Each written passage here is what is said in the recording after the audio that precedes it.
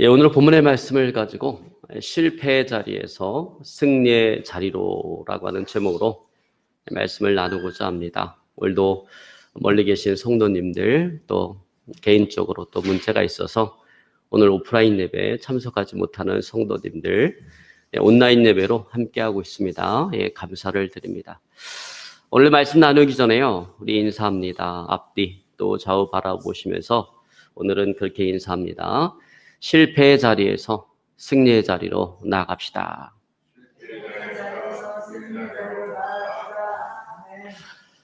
아멘. 여러분, 우리가 인생을 살아가다 보면 때때로 실패를 경험하게 되어집니다. 그럴 때 그 실패의 자리에 주저앉아서 운망불평하며 포기하지 마시기 바랍니다. 다시금 주님 손잡고 일어서서 승리의 자리로 나가시기를 오늘 시간 주님으로 축원합니다. 여러분, 사자성어 가운데 보면 반면교사라고 하는 말이 있습니다.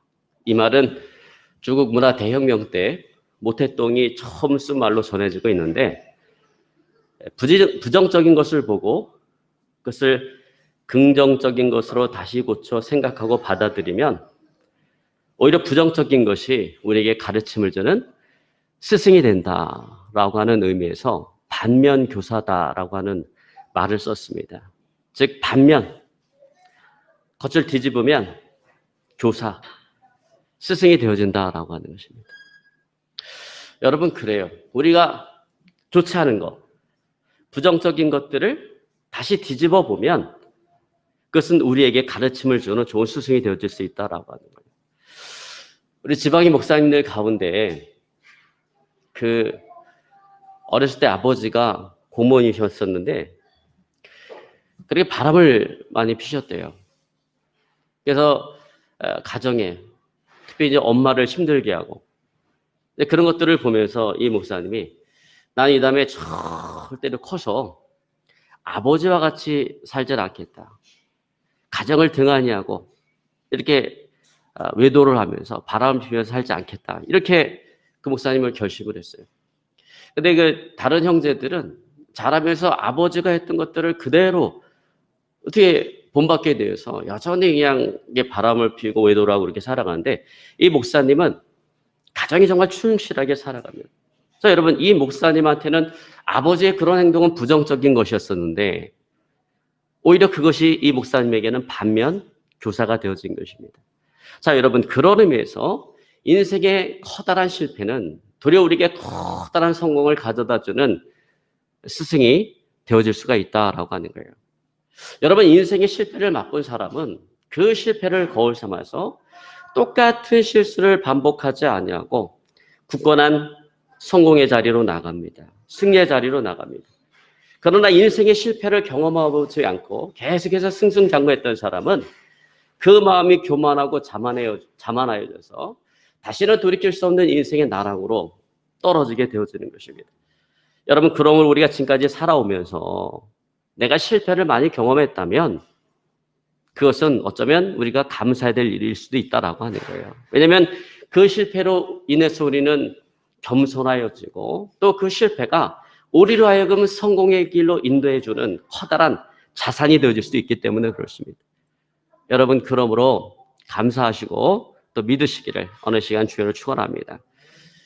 여러분, 영국 속담에 보면 실패는 성공의 어머니다라고 하는 말이 있습니다.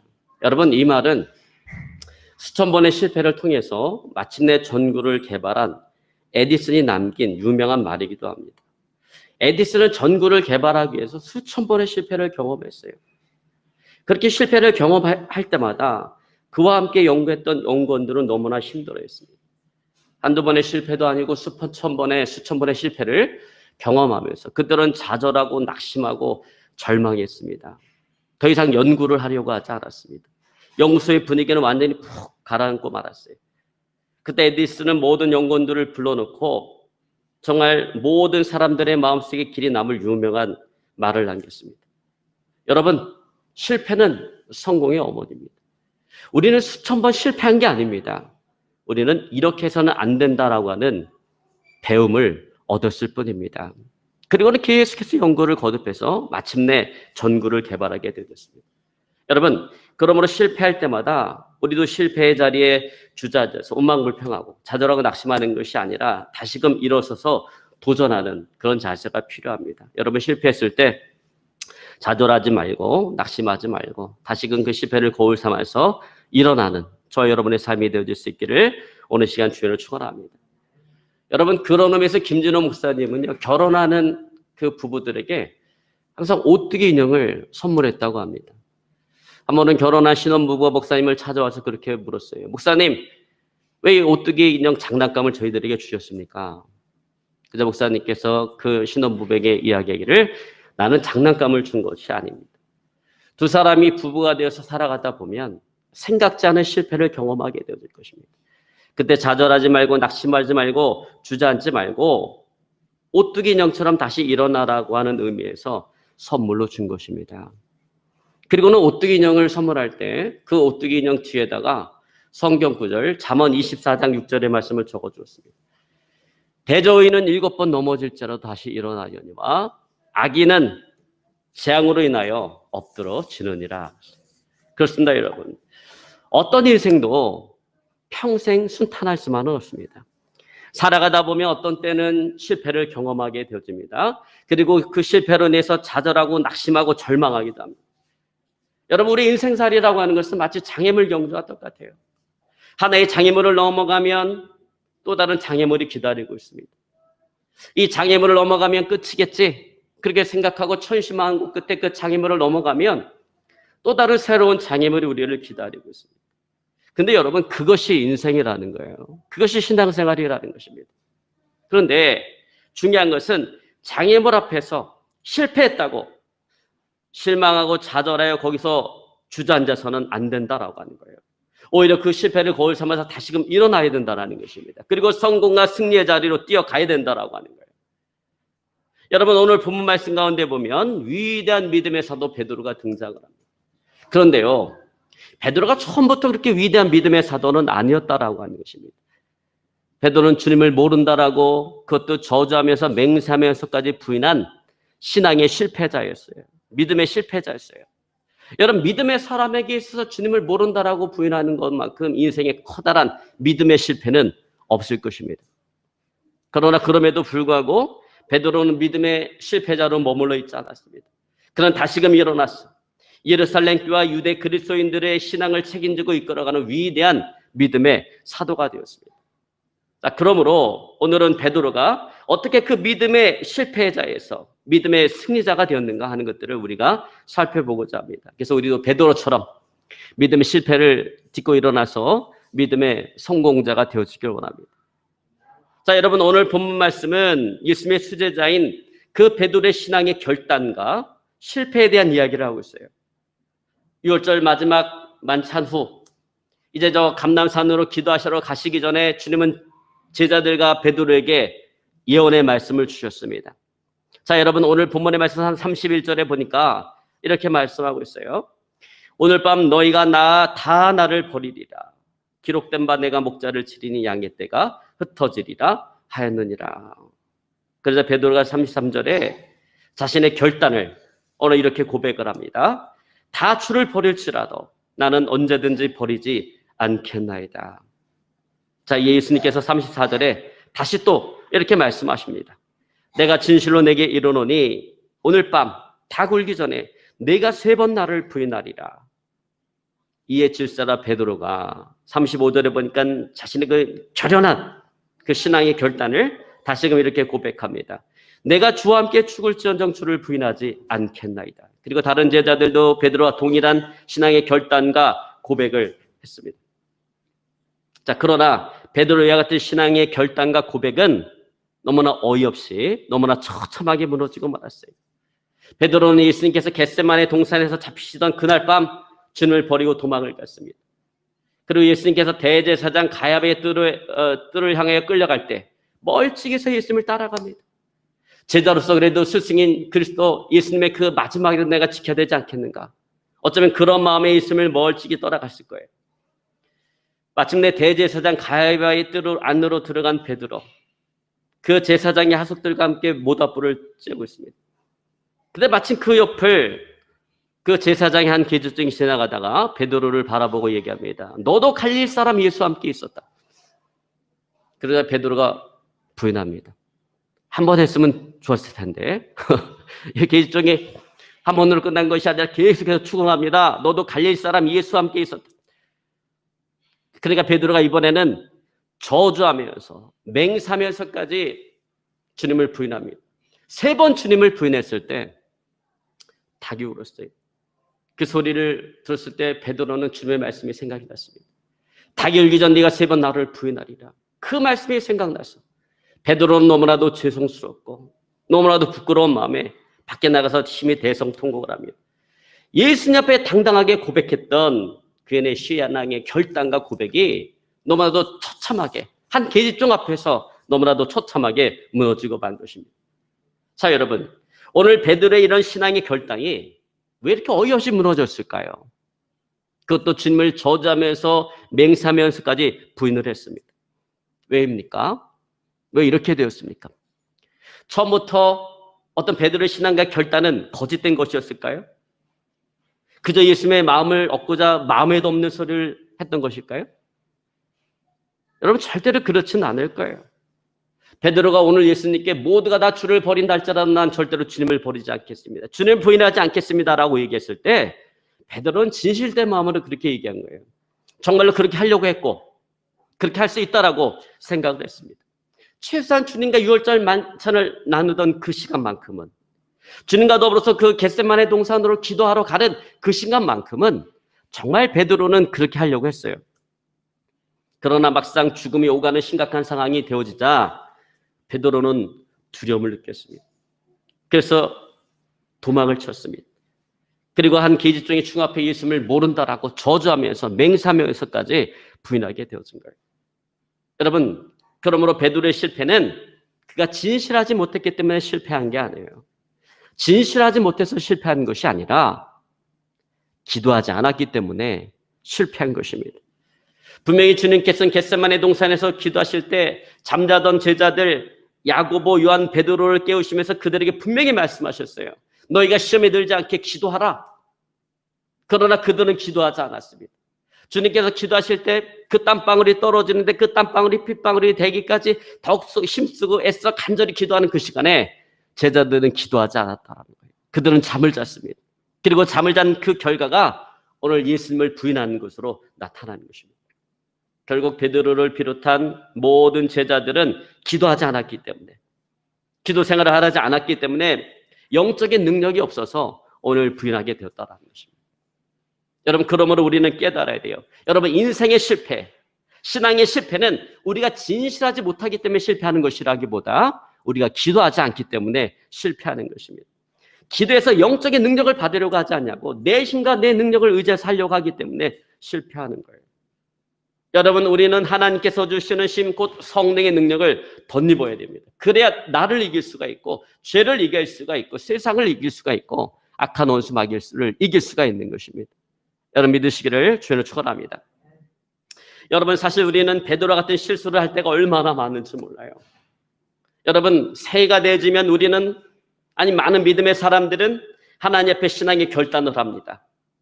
지난해를 돌아봤을 때 제가 정말 하나님 앞에 예배를 제대로 못 드렸어, 이렇게 생각하는 사람은 어떤 신앙의 결단을 하겠습니까? 올해는 내가 정말 철저하게 주일 성수를 하겠습니다라고 신앙의 결단을 합니다. 또 올 한 해는 정말 철저하게 주 앞에 11조 생활을 하겠습니다라고 신앙의 결단을 합니다. 또 기도 생활을 제대로 못했던 사람은 내가 올 한 해 하나님 앞에 정말 기도 생활을 잘하겠습니다, 그런 신앙의 결단을 합니다. 또 이거 외에도 저마다 개인적인 신앙의 결단을 합니다. 여러분, 그리고 그런 신앙의 결단을 할 때는 거짓된 마음으로 한 게 아니에요. 정말 진실된 마음으로 그렇게 하는 거예요. 정말 그렇게 살아가고 싶은 마음으로 그런 신앙의 결단을 하는 거예요. 근데 그런 신앙의 결단이 오래가지 못한다라고 하는 겁니다. 며칠 지나고 나서, 몇 달 지나고 나서, 아니 몇 달까지 가지도 않을 거예요. 며칠 지나고 나서 너무나도 어이없이 무너져 버립니다. 작심삼일의 결단이 되어지고 말합니다. 후회를 남기는 그런 결단이 되어지고 말합니다. 왜 그렇게 될까요? 여러분, 그렇게 되어지는 이유가 뭘까요? 이유는 단 하나예요. 내 힘과 내 능력을 의지하려고 하기 때문에 그렇다라는 것입니다. 그러면 여러분 기억하시기 바랍니다. 여러분, 우리가 하나님 앞에 신앙의 결단을 온전히 이루고자 한다면 우리는 반드시 기도해야 된다라고 하는 거예요. 기도해서 성령의 능력을 덧입어야 된다라는 것입니다. 기도해서 성령의 충만함을 받아야 된다라는 것입니다. 여러분, 예전에 물방울 다이아몬드 유명하잖아요. 그 물방울 다이아몬드를 훔쳐갖고 아주 유명한 도둑이 된 사람이 있어요.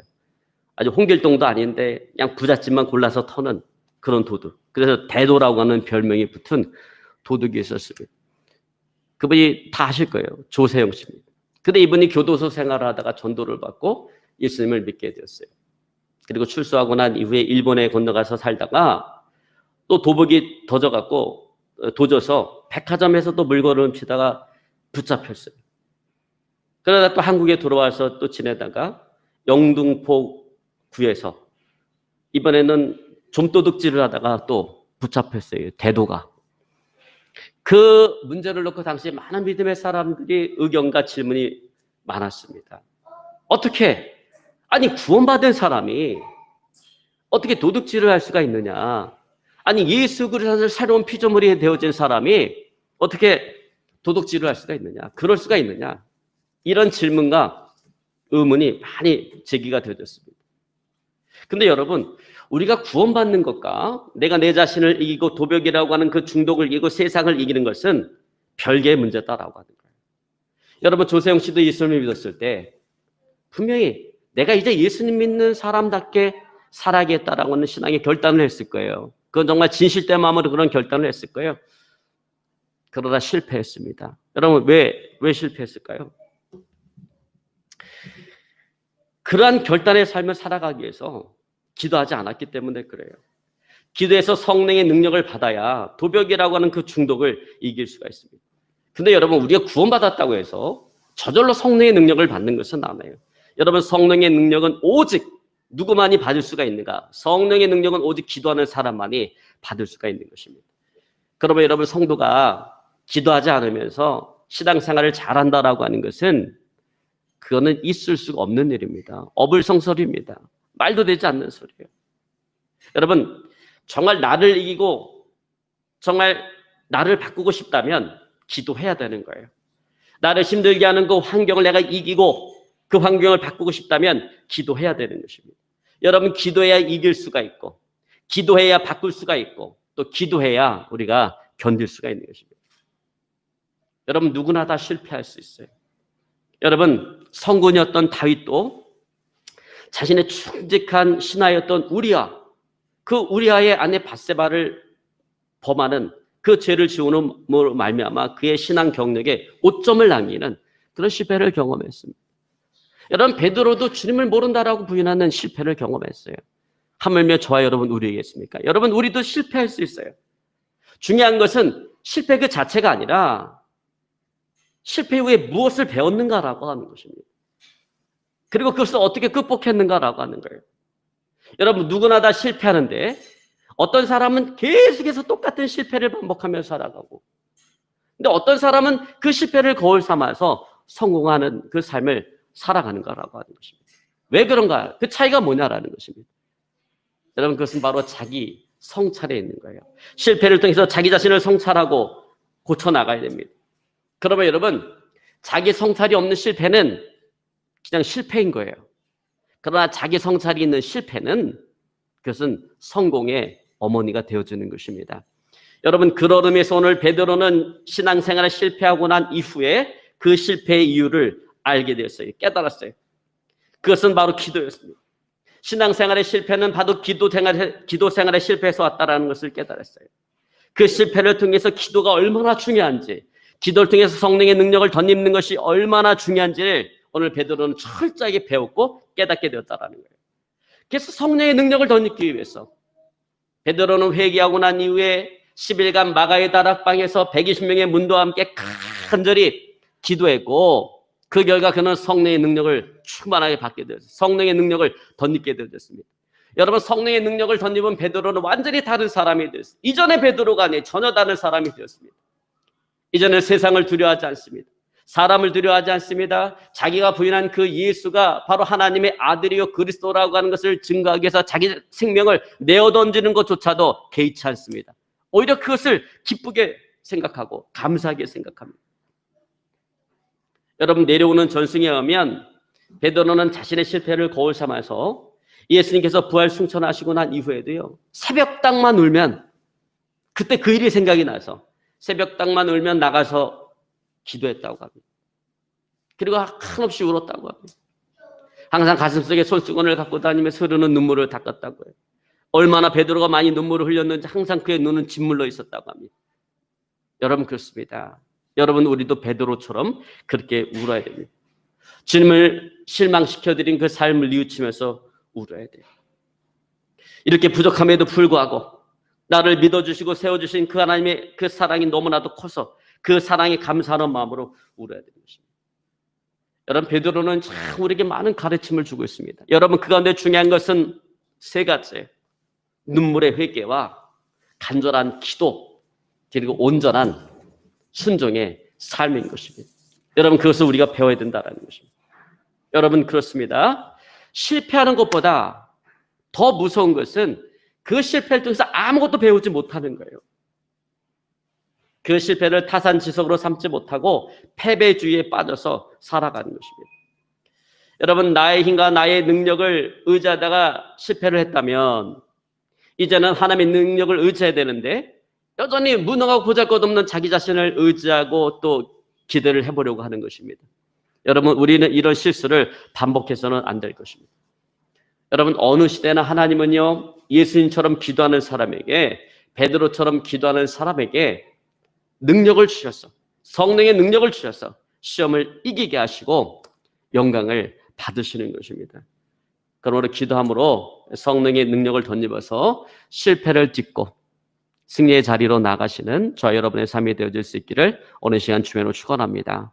제 말씀을 정리하려고 합니다. 오늘 베드로와 제자들은 자신의 힘을 믿고 의지하다가 그들은 실패했지만 다시금 회개하고 기도함으로 성령의 능력을 덧입어서 온전히 순종하는 삶을 살아갔습니다. 그러므로 저와 여러분, 우리들도 올 한 해를 살아가면서 내 자신을 의지하지 말고 기도해서 정말 하나님께서 주시는 힘, 그 성령의 능력을 덧입어서 실패를 딛고 다시 일어서는 저와 여러분의 삶이 되어질 수 있기를 오늘 시간 주님을 축원합니다. 실패의 자리에서 성공의 자리로 나아가는 저와 여러분의 삶이 되어질 수 있기를 오늘 시간 주님을 축원합니다. 오늘 말씀 붙잡고요, 간절히 기도하기 원합니다. 하나님,